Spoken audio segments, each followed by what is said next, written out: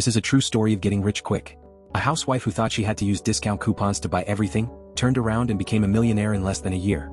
Connie used to be just an ordinary housewife. No career, no children, no confidence. Her only hobby was extreme couponing, stacking discounts until her shopping cart was almost free. At the checkout, she once turned a $138 bill into just $16. People stared in disbelief, but for Connie, this was the only thrill in her dull life. Her husband didn't understand. He called her pathetic, told her to get a real job. Worse, after years of trying, they still had no baby. One day, when she found her cereal had gone stale, she angrily wrote a complaint to the company. To her surprise, they apologized and mailed her a free coupon. That tiny slip of paper opened her eyes. Big corporations will always send coupons if you complain. So Connie started firing off letters. Too salty, too sweet, misleading ads. Everything became a reason to complain.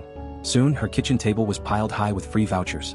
Her neighbor Jojo was shocked, even saying she'd pay Connie just to buy some. That single joke sparked a crazy idea. What if coupons weren't just for saving money? What if they could make money? Through some digging, they learned of a printing factory in Mexico that produced coupons for major retailers. There, an underpaid worker secretly smuggled out the extras that were supposed to be destroyed. With his help, Connie and Jojo had an endless supply. They built a website called Savvy Savers. Then Jojo, acting as a lively YouTube host, promoted half-price snacks, household goods, and more. Orders exploded. Women all across America rushed to buy. Overnight, the two turned from bored housewives into coupon kingpins. The money was unreal. They hired hackers to hide their tracks, learned how to launder funds, and opened accounts under fake identities. Within months, they made over $5 million. But they had no idea how to spend it. Used to living frugally, they suddenly splurged. 5 Lamborghinis, a private jet, even a warehouse just to park their toys. At one point, Connie even bought a truckload of weapons, because she thought it looked cool. She paid hundreds of thousands for sperm donations, still desperate to become a mother. Yet even after all that, they still couldn't burn through the cash. Meanwhile, supermarkets noticed something was off.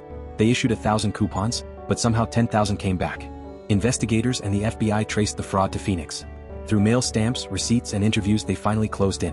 One early morning, as Connie and Jojo were still asleep, a SWAT team smashed through the door. Dozens of armed agents stormed the house, all to arrest 2 suburban women accused of counterfeiting coupons. The case shocked America. Facing tens of millions in damages, Connie risked 40 years in prison. Her husband immediately divorced her, while brands quietly dropped charges to avoid embarrassment. In the end, Connie served just 11 months in a correctional facility. Jojo? She nearly walked free, and thanks to those hidden boxes of cash, she escaped overseas to start a new life. So, from serial complaints to private jets, 2 women built a multi-million-dollar empire, all out of coupons.